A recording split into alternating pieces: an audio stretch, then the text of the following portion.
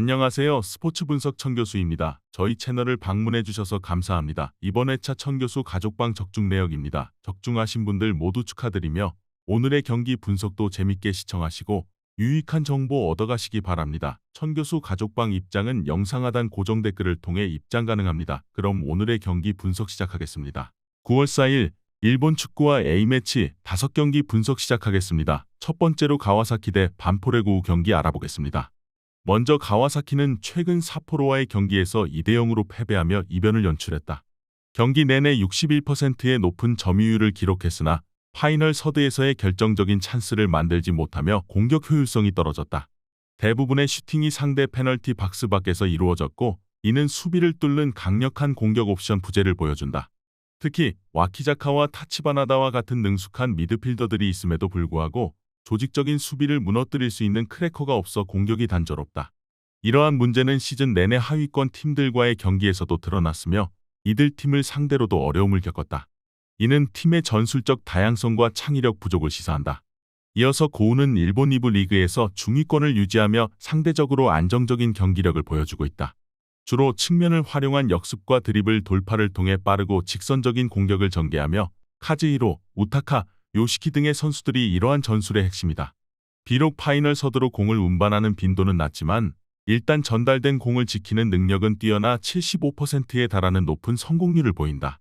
그러나 공격의 많은 비중을 차지하는 우타카의 최근 득점력이 저조하고 다른 공격 옵션들도 눈에 띄는 활약을 보이지 못하고 있어 결정력 부족이 팀의 한계로 작용하고 있다.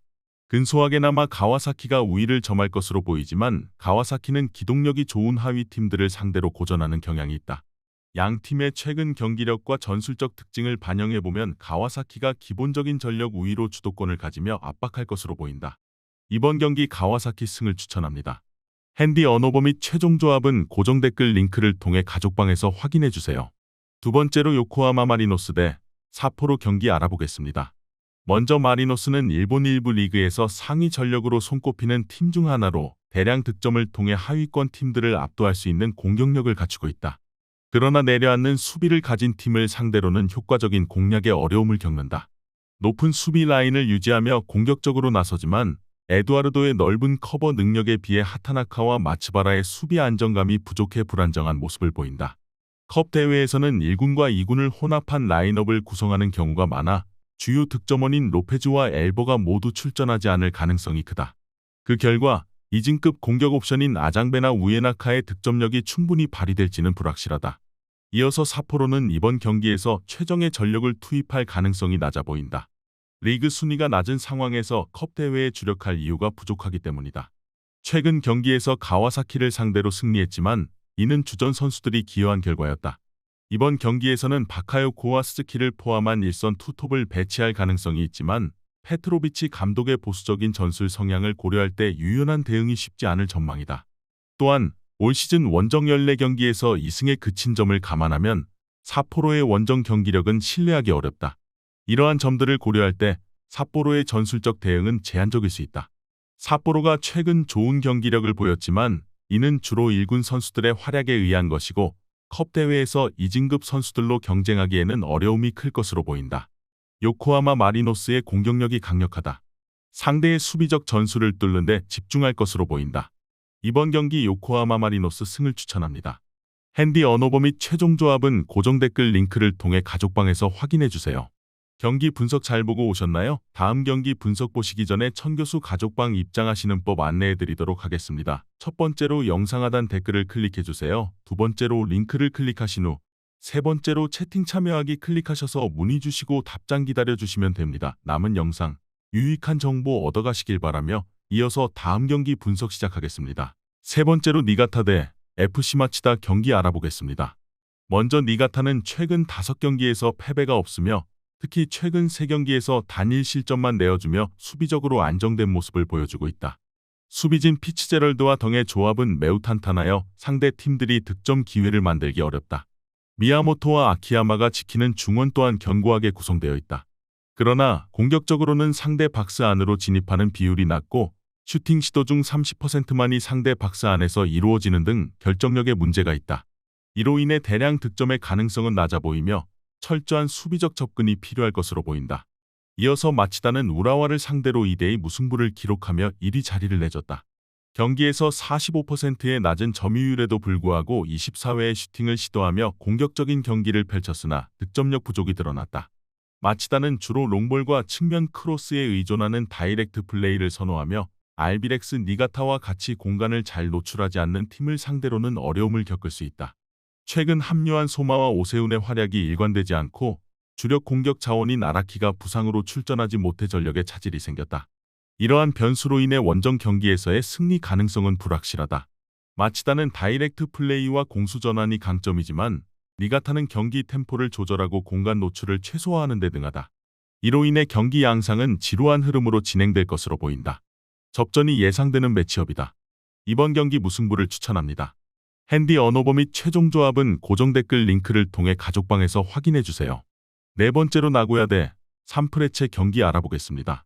먼저 나고야는 일관된 전술이나 명확한 플랜 A가 부족한 팀으로 상대 전력에 따라 전술을 조정하는 경향이 있다. 산프레체 히로시마와 같은 강팀을 상대할 때는 백스리의 수비 조직을 극대화하며 후방에서 시간을 보내는 전략을 구사할 가능성이 크다. 그러나 팀의 공격 옵션은 부상과 폼 저하로 인해 어려움을 겪고 있다. 주전 공격수인 파트릭과 융커의 최근 경기력은 저조하며 우측에서 활약하던 노가미도 부상으로 출전이 불투명하다. 이러한 이유로 나고야의 공격력은 크게 약화된 상태다. 이어서 산프레체는 현재 리그에서 9연승을 기록 중이며 최근 8경기에서 대부분 1실점 이하로 상대를 틀어막는 탄탄한 수비력을 자랑한다. 특히 경기 후반에 강한 뒷심을 발휘해 득점을 몰아넣는 경향이 있다. 히로시마는 아라이와 히가시 같은 측면 윙백들이 높은 위치까지 올라가며 수적 우세를 만드는 전술을 사용하지만 이로 인해 수비수 나카노와 사사키가 배후 공간을 커버해야 하는 부담이 있다. 다만 나고야의 중앙 위주의 단조로운 공격 패턴은 히로시마에게 큰 위협이 되지 않을 것으로 보인다. 히로시마의 두터운 선수층과 공격력을 신뢰할 만하다. 최근 A리그에서 영입한 아슬란이 일선에서 좋은 활약을 펼치며 득점력을 보강했다. 나고야의 부상과 전술적 제약으로 인해 히로시마를 상대로 승리하기는 어려울 것으로 보인다. 이번 경기 산프레체 승을 추천합니다. 핸디 언어버 및 최종 조합은 고정 댓글 링크를 통해 가족방에서 확인해주세요. 경기 분석 잘 보고 오셨나요? 다음 경기 분석 보시기 전에 천교수 가족방 입장하시는 법 안내해드리도록 하겠습니다. 첫 번째로 영상 하단 댓글을 클릭해주세요. 두 번째로 링크를 클릭하신 후 세 번째로 채팅 참여하기 클릭하셔서 문의 주시고 답장 기다려주시면 됩니다. 남은 영상 유익한 정보 얻어가시길 바라며 이어서 다음 경기 분석 시작하겠습니다. 마지막으로 지브롤터 대 안도라 경기 알아보겠습니다. 지브롤터와 안도라가 최근 국제무대에서 보여준 전후반 90분 풀타임 경기력을 모두 분석해본 결과 지브롤터의 중앙 미드필더 등번호 10번 왈커가 중앙 지역에서 측면 공간으로 대각선 침투에 들어가는 전형적인 메잘라 형태의 무브먼트를 보여주면서 순간적으로 안도라의 페널티 박스 측면 하스프페이스 공간을 침투에 들어가며 페널티 박스 안쪽에 자리 잡고 있던 골잡이 드바르에게 결정적인 어시스트를 공급해주며 공격해 들어가는 패턴을 안도라의 최종 수비진들이 파이널 서드 부근에서 제대로 통제하지 못할 가능성이 높아 보인다. 그리고 지브롤터의 포백 수비 조직은 기대 이상으로 더 견고하게 형성되어 있다. 그 결과 직전 웨일스와 A매치 경기에서 무실점으로 0대0 무승부를 기록하기도 했었다.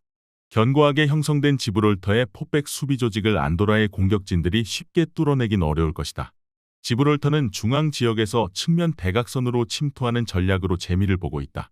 안도라의 최종 수비진들이 파이널 서드 부근에서 제대로 통제하지 못할 것으로 보이며 지브롤터의 포백 수비 조직은 비교적 견고하게 형성되어 있다. 이번 경기 지브롤터 승을 추천합니다. 핸디 언어버 및 최종 조합은 고정 댓글 링크를 통해 가족방에서 확인해주세요.